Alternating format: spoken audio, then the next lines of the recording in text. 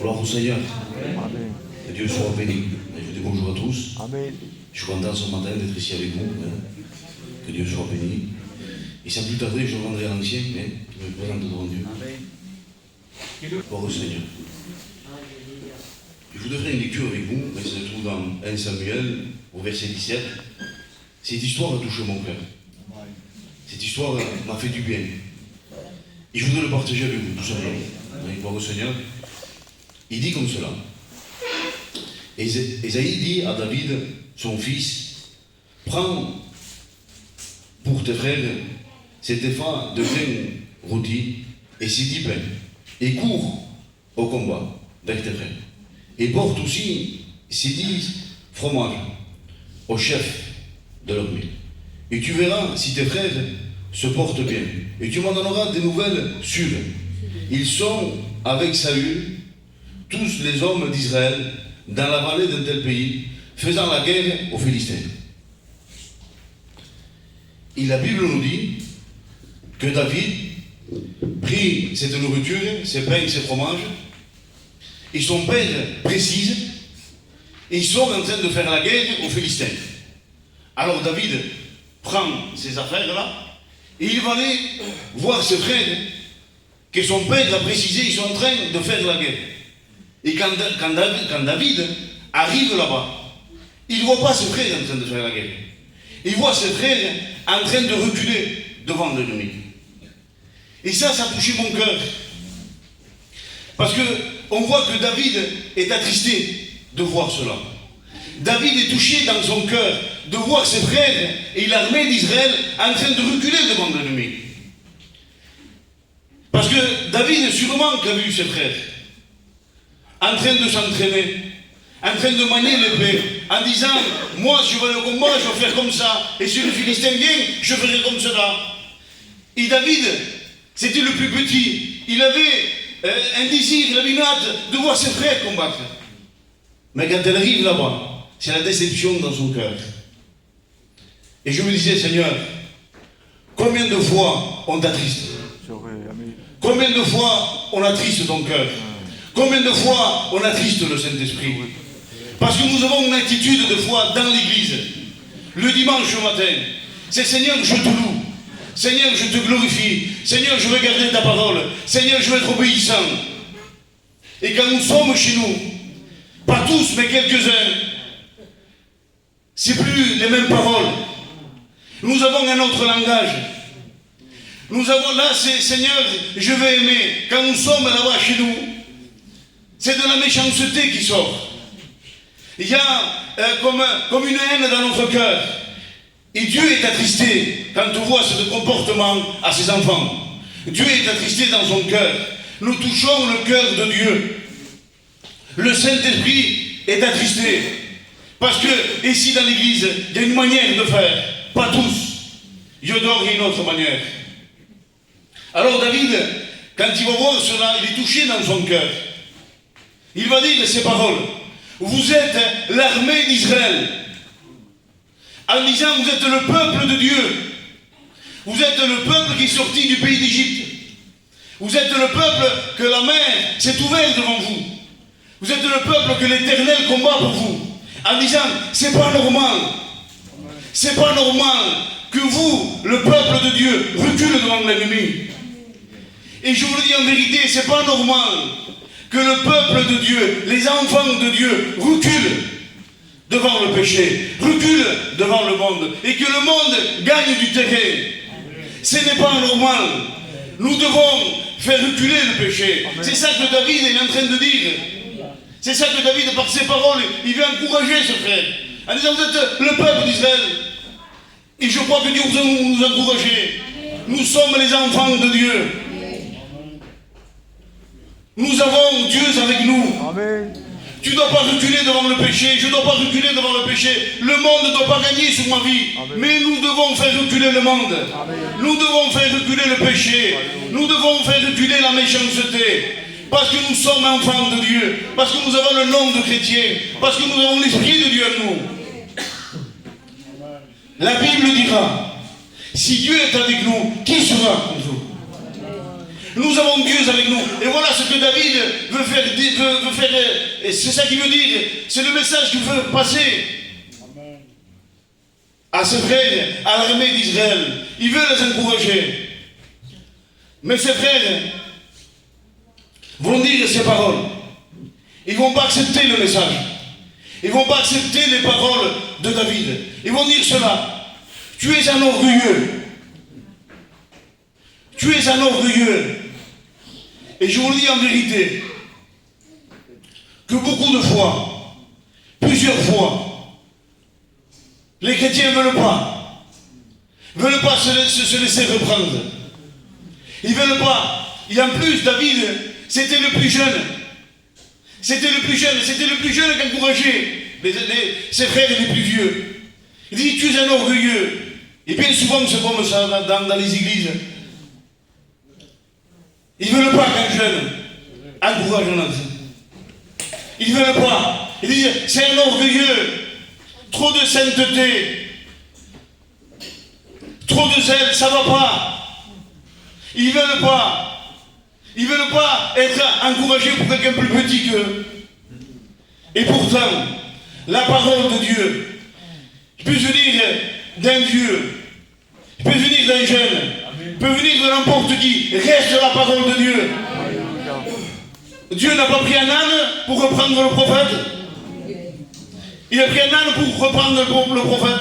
Dieu ne pourrait pas prendre un enfant pour te parler à ton cœur. Il est Dieu. Il faut accepter ce qui vient de Dieu. Si ça vient de Dieu, j'accepte. Ça peut venir de n'importe qui. Je le prendrai si ça vient de Dieu. Mais ses frères ne veulent pas. Il dit, tu es un orgueilleux. En disant, on n'accepte pas. On ne veut pas que tu nous reprennes. On ne veut pas que tu nous encourages. On n'en veut pas. Et cependant, quand je faisais cette lecture, je me disais, Seigneur, les pains et les fromages que David a apportés, ça ils ont pris. Mais ce que David il disait, ils n'ont pas voulu. Ça ils n'ont pas voulu. Mais les pains et les fromages, oui. Je me disais, Seigneur, je n'ai pas le droit de prendre ce qui me convient de la parole et de laisser ce qui ne me convient pas. La parole de Dieu, ce n'est pas un poisson. La parole de Dieu, on ne peut pas la trier. Je prends ce qui me plaît et je laisse ce qui me... Non, la parole de Dieu, c'est un pain. Amen, amen. Nous devons la manger tout entière. Amen. Avec les herbes, amen, nous devons la manger. La parole de Dieu reste la parole de Dieu. Nous prenons quand la parole de Dieu nous convient, nous la prenons. Quand la parole ne nous convient pas, quand la parole nous contredit, nous devons la prendre quand même. Amen. Amen. Parce que ça reste la parole de Dieu. Amen. Alors David, à un certain moment, il voit que ses frères ne veulent pas. L'armée d'Israël ne veut pas non plus. Alors il va faire quelque chose. Il va dire, moi je vais aller voir ce Philistin et je vais lui couper la tête. Ça prend tellement de l'ampleur ce que David est en train de dire que l'armée d'Israël va voir le roi Saül. Et il va dire, il y a un jeune homme là qui veut aller se battre avec Goliath, ce Philistin. Mais l'armée d'Israël a peur. Parce que les Philistins ont dit, si Goliath se bat avec quelqu'un de vous, d'Israël, et si ce Philistin gagne, l'armée d'Israël nous sera soumise. Si c'est Israël qui gagne, eh bien nous serons soumis. Vous voyez le dilemme qu'il y a? C'est important, c'est pour ça qu'Israël a peur en disant, tu vas aller là-bas et tu vas nous mettre sur le joug. Alors, ils vont voir le roi Saül. En disant, il veut aller se battre, fais quelque chose, arrête-le. Regardez ce qu'il va dire. Je fais la lecture avec vous. Saül dit à David, tu ne peux pas aller te battre avec ce Philistin, car tu es un enfant. Il est un homme de guerre de sa jeunesse. Là, vous voyez bien que le roi Saül, c'est non catégorique. Tu ne peux pas aller, tu es un enfant. Lui, c'est un homme de guerre, depuis sa jeunesse. Tu vas te faire tuer et tu vas nous mettre soumis à ce peuple. Tu ne peux pas aller.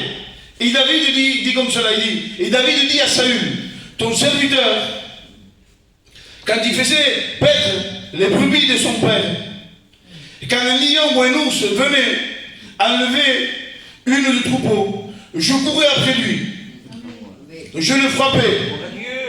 Je l'arrachais la brebis de sa gueule. Et s'il se dressait contre moi, je le saisissais par la gorge et je le frappais. Et je le tuais. Et c'est ainsi que ton serviteur va terrasser. Il a terrassé le lion et l'ours. Et ainsi sera de ce Philistin. Regardez. L'un d'eux, excusez-moi, je me suis trompé. Ainsi fera de ce Philistin.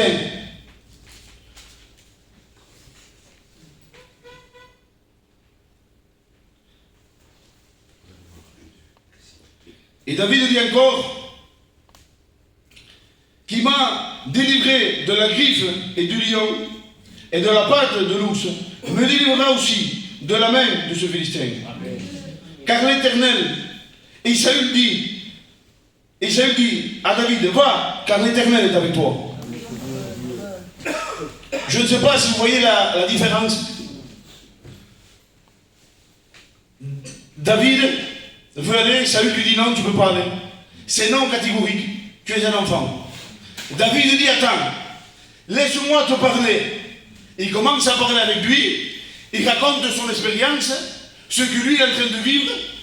Dès que David finit de parler, Saül, le roi Saül, n'a plus la même attitude. Il a changé complètement.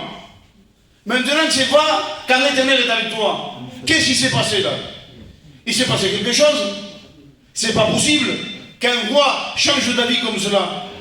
Un roi qui prenne une décision, tu ne peux pas aller devant l'armée. David, cet enfant, parle et dit, vois quand l'Éternel est avec toi. Il s'est passé quelque chose. Et là, je me disais, Seigneur, qu'est-ce qui s'est passé? J'ai senti une réponse dans mon cœur. J'ai senti une réponse dans mon cœur. Quelque chose de simple. J'ai entendu cela. David, ce n'était pas du blabla. David prêchait ce que lui vivait. C'est pour ça que le cœur de Saül a été changé. C'est à cause de ça que Saül a changé de décision.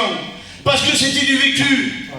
C'était pas des paroles en l'air, c'était pas pour dire David avait une vie avec Dieu. David, avant d'aller combattre Goliath, avait une vie chez lui, avait un témoignage. C'était déjà un homme de Dieu. C'est pour ça, quand lui il parle, toutes les paroles que David sort de sa bouche touchent le cœur de Saül. Alléluia. Ce cœur dur de roi, son cœur est touché. Et chaque parole, son cœur change. Il change. À ce qu'il va dire, va, car l'Éternel est avec toi. Et moi je dis cela. Si nous voulons voir nos familles changer, ma soeur, si tu veux voir ton mari se convertir, mon frère, si tu veux voir ta femme se convertir, ou ta famille, gardons la parole de Dieu. Amen. Amen. Ayons un témoignage. Alléluia. Ayons un témoignage chez nous. Amen. David, avant d'aller tuer Goliath, c'était un témoin chez lui. Il gardait le troupeau de son père. Il défendait. Nous devons, et je me mets avec vous, nous devons garder la parole de Dieu. Amen. Nous devons garder cette parole devant les gens, au milieu de notre foyer, au milieu de nos enfants, au milieu de notre famille. Gardons la parole de Dieu. Les gens veulent voir. Les gens, ça fait 60 ans que l'évangile a été prêché. Les gens ne veulent plus entendre. Les gens veulent voir. Les gens veulent voir des chrétiens. Veulent voir des chrétiens au travail. Ils veulent voir un chrétien. Ils veulent voir un chrétien dans un foyer. Ils veulent voir un chrétien en train de chiner. Les gens veulent voir. Je le crois de tout mon cœur. Je le crois de tout mon cœur. Si nous gardons la parole de Dieu. Moi le premier. Si nous gardons la parole de Dieu. Et nous mettons en pratique la parole de Dieu. Et nous faisons ce que Dieu nous dit. Je suis sûr que beaucoup de nos familles se convertiraient. Je suis sûr qu'à travers les témoignages, à travers notre témoignage, à travers notre marche, nos familles se convertiraient. La Bible va dire cela. La Bible va dire, si tu ne le gagnes pas en parole, tu le gagneras en conduite. Nous devons avoir une conduite. Quelle est ta conduite? Quelle est ta conduite au milieu de ton foyer? Quelle est ta conduite? Je le dis, tu es une maman agitée, tout le temps en train de faire les choses, le ménage, en train d'acheter des habits, le matériel. C'est ça que tes enfants, ton mari voit? Ou sinon, ils voient une femme de prière, une femme qui se tient devant Dieu, qui lit la Bible et qui garde la parole. Pose-toi la question. Pose-toi la question, réfléchis. Quelle est ta conduite au milieu de ton foyer? Quelle est ta conduite au milieu de ton foyer? Je parle un peu pour les papas, pour les frères.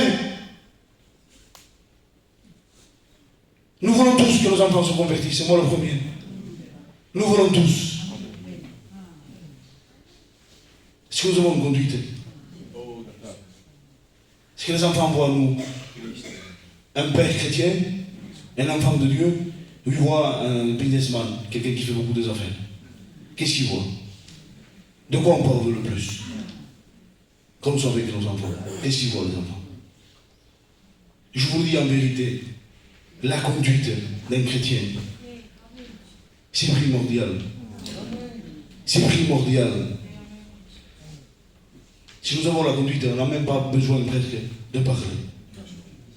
Les gens le voient.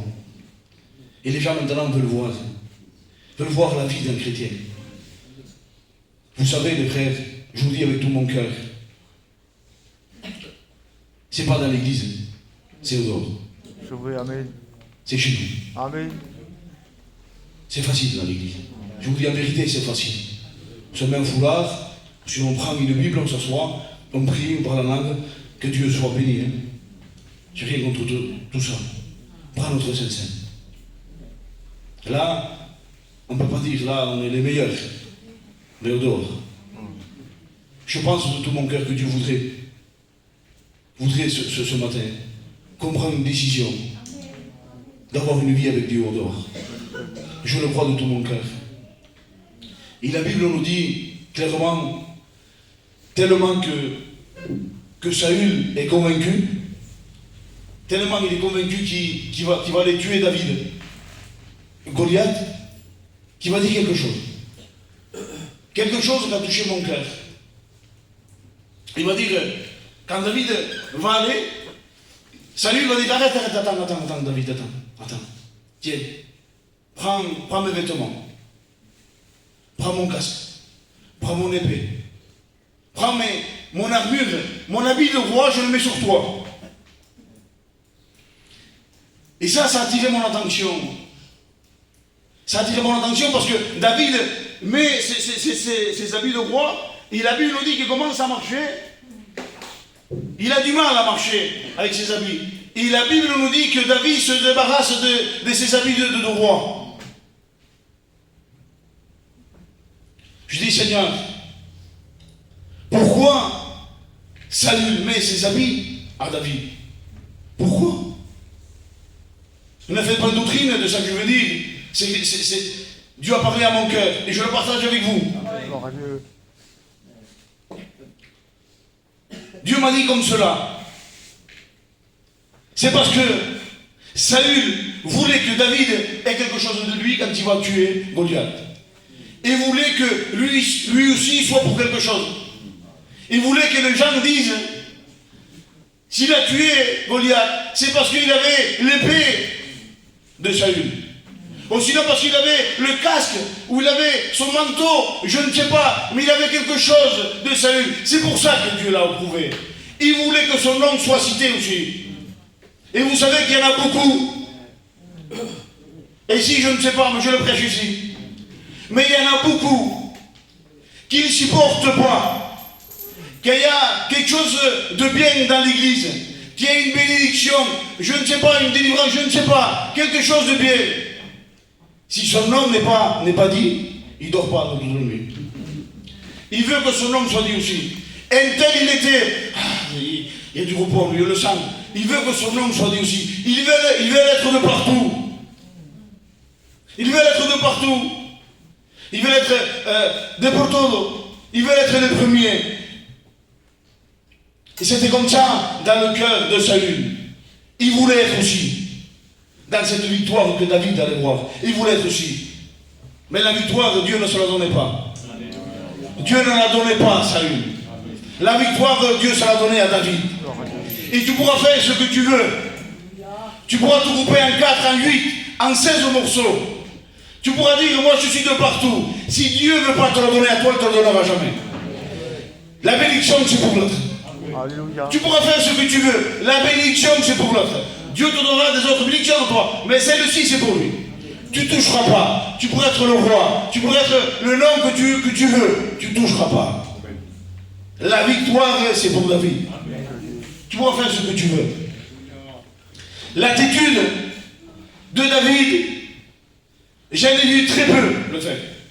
Je ne dis pas qu'il n'y en a pas. Dans mon jeune âge, j'ai vu très peu le faire. Ou beaucoup. Très peu. David reçoit l'habit du roi, son épée.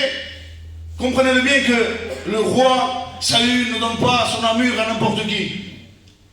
C'est un honneur très grand, c'est une gloire très grande de recevoir l'habit du roi. Et lui, il le reçoit. Saül lui donne son habit, son armure, tout. Il donne tout. Mais lui, il commence à marcher. Il ne peut pas marcher. Il empêche sa marche. Alors lui, il se débarrasse de ses habits. Et moi, je dis, David, si tu enlèves ses habits, tu perds l'approbation devant les gens. Tes frères qui sont là, qui ont dit, tu étais un orgueilleux. L'armée qui ont venu avertir le roi Saül. Avec ces habits du roi, tu fais fermer la bouche à tout le monde. Tout le monde est obligé de t'applaudir parce que le roi te donne l'approbation. Mais David ne voulait pas l'approbation des hommes. David ne voulait pas l'approbation des hommes. David voulait l'approbation de Dieu. David voulait l'approbation de Dieu. Il n'en voulait pas. C'est pour ça qu'il doit se débarrasser. Ça empêche sa marche. Et comme il y en a très peu, les frères, les sœurs, je vous le dis en vérité, il y a les anciens là, il y en a très peu qui enlèvent la gloire pour marcher bien, pour marcher mieux avec Dieu. Il y en a très peu. Qu'ils enlèvent un titre pour mieux marcher avec Dieu. Il y en a très peu. Hay muy pocos. David, lui, enlève cela. Il dit, si empêche ma marche, je l'enlève. Si me donne la gloire, je l'enlève aussi. Si les gens m'applaudissent, je l'enlève. Si j'ai l'approbation des gens, si ça empêche ma marche, je l'enlève. Je veux que rien empêche ma marche. Alléluia. Que Dieu soit béni. Amen. Cette attitude de David a touché mon cœur. Je dis, Seigneur, quel homme de Dieu. Quel homme de Dieu. Parce que nous vivons dans un temps, et les anciens le savent, que les gens cherchent l'approbation des hommes. Plus que l'approbation de Dieu. Nous devons avoir l'approbation des hommes, c'est biblique. Mais avant l'approbation de Dieu. Je ne veux pas l'approbation des anciens, si Dieu ne me la donne pas. Parce que je peux avec une intelligence, en faisant d'une manière, je peux m'apporter l'approbation de quelqu'un. Je peux le faire. Mais avec Dieu, ça ne marche pas. Avec Dieu, je pourrais faire ce que je veux. Je ne pourrai jamais. Avec mon intelligence, avec mes âmes, ma manière de faire, jamais je pourrais enlever ou dire à Dieu, donne-moi l'approbation. Il ne me la donnera jamais. Mais un être humain, je peux le faire. Les gens cherchent l'approbation des hommes. Plus que l'approbation de Dieu. Vous savez, les anciens le savent, les candidats, ceux qui vont servir le Seigneur, que Dieu soit béni. J'en ai vu. Cherche plus l'approbation des hommes. Cherche des anciens. Si l'ancien dit oui, c'est bon, tu peux servir Dieu, ben c'est il va. Mais il ne sait pas ce que Dieu pense de lui. Lui cherche l'approbation des hommes. Que Dieu nous garde. Que Dieu nous garde. Amen. De chercher l'approbation des hommes. Vous savez pourquoi? Parce que l'homme peut se tromper. C'est vrai, Amen. Dieu, lui, ne se trompe pas. Amen. Dieu, lui, ne se trompe pas. Alors David va enlever ses vêtements. Va enlever ses vêtements parce qu'il empêche de marcher. C'est facile d'enlever quelque chose qui nous gêne. Et en plus, qui n'a pas de valeur. C'est facile d'en enlever. Si aujourd'hui vous me dites, frère, viens voir là. Oui, tu as une chaîne au pied, tout rouillé en fer. Ça t'empêche la marche. Viens, je t'enlève. Ah ben oui, enlève-la. Ah merci frère, je marche mieux. Mais si maintenant tu me dis, frère, viens ici. Laisse-moi enlever la chaîne là, en diamant que tu as au pied là. En or massif. Laisse-moi la couper. Ah, je dis, attends, frère. Attends, je vais marcher doucement. Je marcherai plus doucement. David, lui, n'a pas regardé si la chaîne était en fer, ou était en or, ou était en diamant. Lui, ce que lui a regardé, c'est ce que sa marche était empêchée. Il a dit, je la coupe. Je coupe cette chaîne. Peu importe la valeur qu'il a. Peu importe, moi je coupe la chaîne. Ce que je veux, c'est bien marcher avec Dieu. Alléluia. Il faut que rien empêche notre marche avec Dieu. Nous n'avons pas le droit de mettre quelque chose qui empêche notre marche avec Dieu. Mes frères, mes sœurs, on n'a pas le droit. Je le dis, même si c'est l'argent, notre travail, nous devons travailler, nous devons avoir de l'argent. Mais si l'argent, le travail, le matériel et toutes choses dans le monde empêchent notre marche avec Dieu, nous devons le délaisser.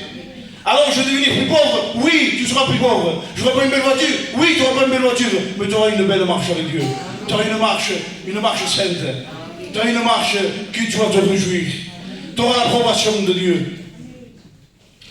Voilà ce que Dieu veut. Il veut être le patron. Il veut être le maître de notre vie. Il veut nous diriger. Des fois, il veut nous faire courir. Des fois, il veut nous faire asseoir. Des fois, il veut nous faire marcher. C'est lui qui veut diriger. C'est pas toi qui dirige. Que Dieu soit béni. Les choses du monde, sans se rendre compte. On ne se rend pas compte. On ne se rend pas compte. Mais les choses du monde qui a, toutes ces choses que vous savez, sans nous rendre compte, dirigent notre vie spirituelle. Dirigent notre vie. Il faut que rien de ce monde dirige notre vie. Il faut rien que de ce monde empêche que Dieu soit béni. Amen. Alors, David, il faut une solution. David, il faut une solution pour lui. Il ne prend pas les habits du roi, il ne prend pas la gloire du roi, il ne prend pas l'approbation de tout ça, il n'en veut pas. Donc ça empêche, ça marche. Il faut quelque chose. Et la Bible dit que David va aller au torrent. Vous savez ce que c'est le torrent? Vous savez plus que moi, c'est une rivière où il y a du courant. Qui nous représente la parole de Dieu. Qui nous représente la Bible. Voilà David où va chercher la solution.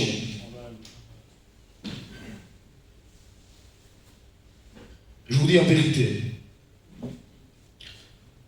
beaucoup de frères et de sœurs ne cherchent plus de solution dans la Bible. Ne cherchent plus de solution dans la Bible. Quand on a des problèmes, on cherche les solutions nous-mêmes. On cherche à avoir raison. On parle avec quelqu'un, il faut qu'il nous donne raison. Et on cherche la raison de tout. On ne cherche plus la solution dans la Bible. La parole de Dieu a solution pour nos vies. Amen. C'est la solution. La Bible dira c'est la lumière qui l'éclaire. C'est la lumière sur notre sentier. C'est elle qui nous fait marcher. Si on arrête cela, on ne peut plus marcher. Cherche. Tu peux chercher. Cherche. De partout. D'un côté de la France à l'autre. Rien ne pourra éclairer ta marche. C'est la parole de Dieu. La solution, c'est la parole de Dieu. Et les chrétiens, les chrétiennes, on ne cherche plus la solution de la parole de Dieu. Nous devons revenir à la parole. Et je vous le dis de tout mon cœur. Moi, le premier, Nous devons venir à la parole. Quand il y a des problèmes, prenons la Bible. Disons, Seigneur, j'ai un problème, comment je dois faire? Et tu cherches.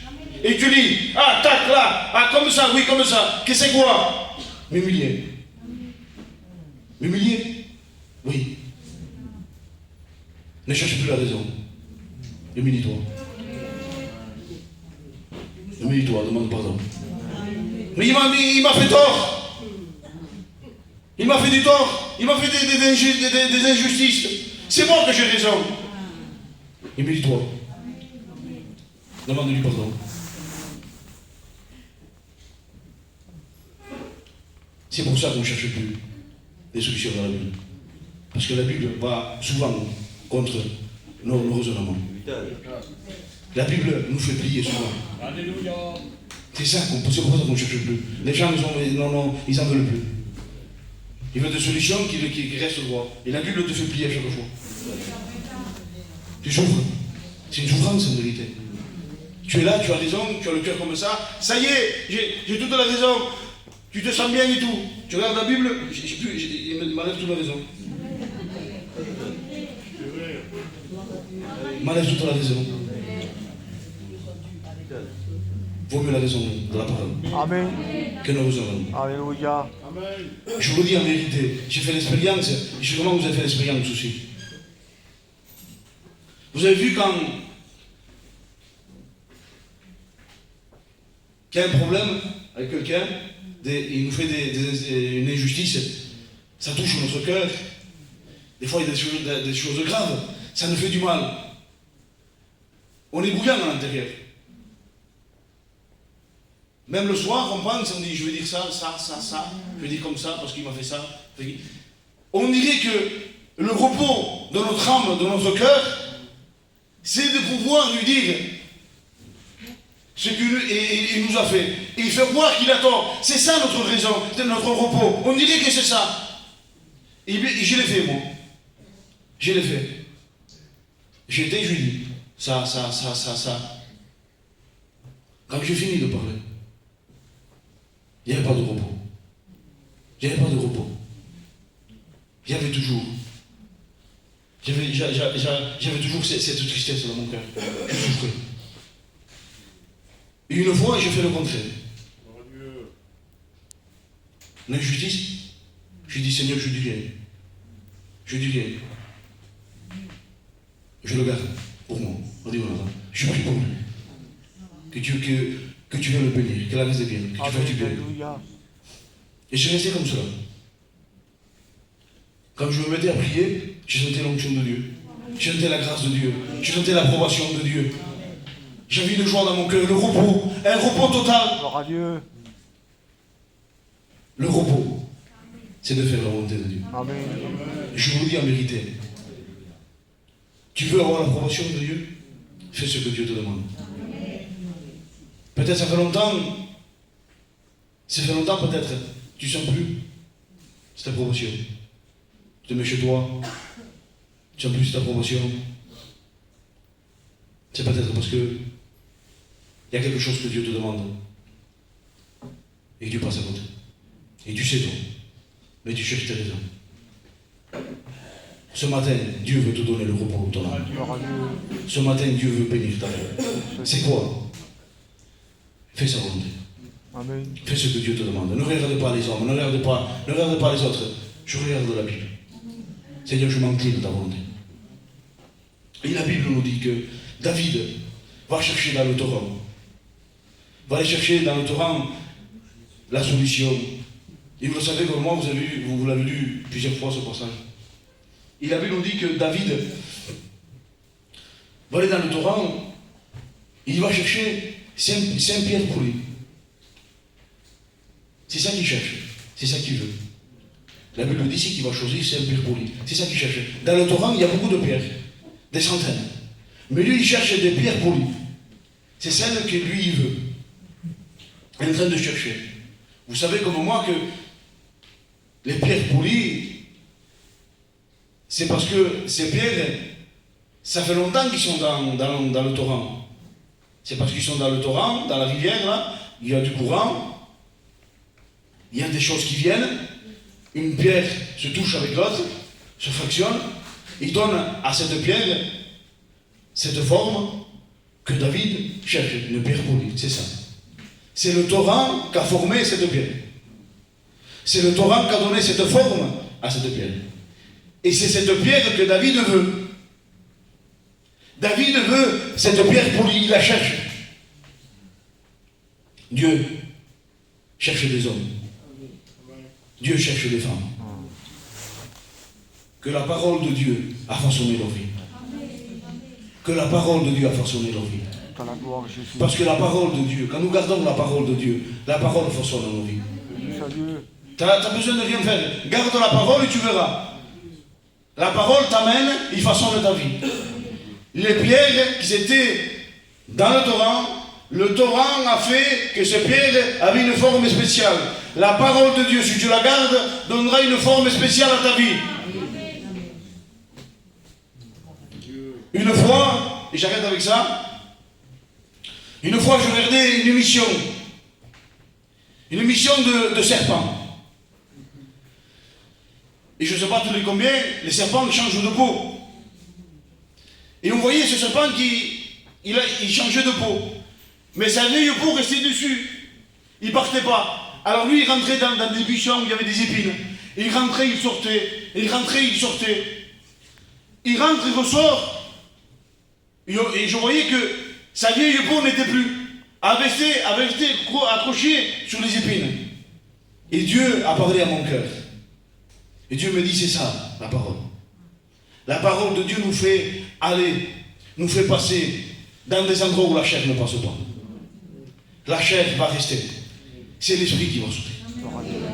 C'est l'esprit qui passe. La chair ne passe pas. Alors si nous gardons la parole de Dieu, si nous gardons la parole de Dieu, la parole de Dieu elle-même va nous rendre spirituels. Parce que la parole de Dieu nous fera passer par un endroit que la chair ne veut pas passer. Mais si nous on persévère, on dit Seigneur, je veux faire ta volonté. Amen. Seigneur, je veux faire ta volonté. Seigneur, je veux faire ta volonté. À un certain moment, bam, la chair s'en va. C'est l'esprit qui passe. Nous devons être persévérants. Amen. Nous devons persévérer à garder la parole de Dieu. Ce n'est pas autre chose. Que Dieu soit béni. Amen. Je m'encourage avec vous ce matin. Je m'encourage avec vous. Je vous dis la vérité, je m'encourage avec vous. Parce que nous avons besoin de garder la parole. Si nous voulons changer de vie, mettons la parole de Dieu en pratique. Amen.